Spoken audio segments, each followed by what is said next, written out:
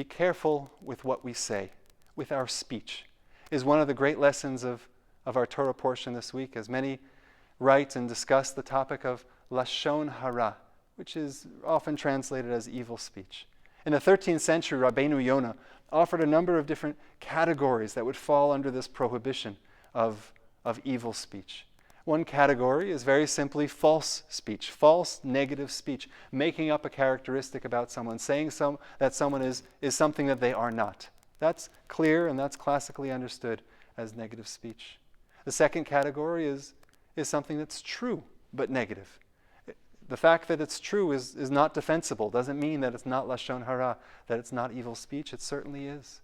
A third category is called Avak Lashon Hara, which is a difficult phrase to translate.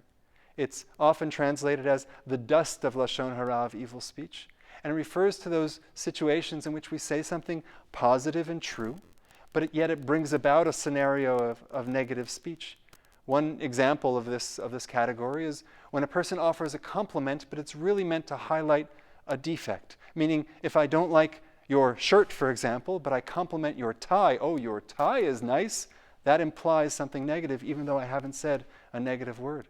Another example in this category is if a person praises someone else in front of their detractors, in front of an enemy perhaps. And that would, even though one is praising and saying something positive, one knows that by virtue of saying that, negative speech will inevitably result from that scenario.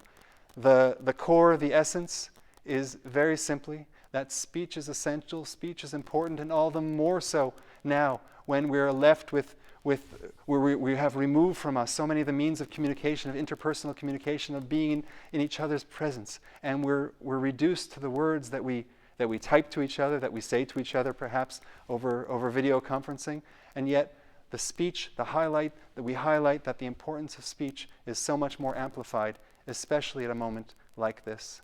Stay healthy, stay well, stay at home, and stay connected.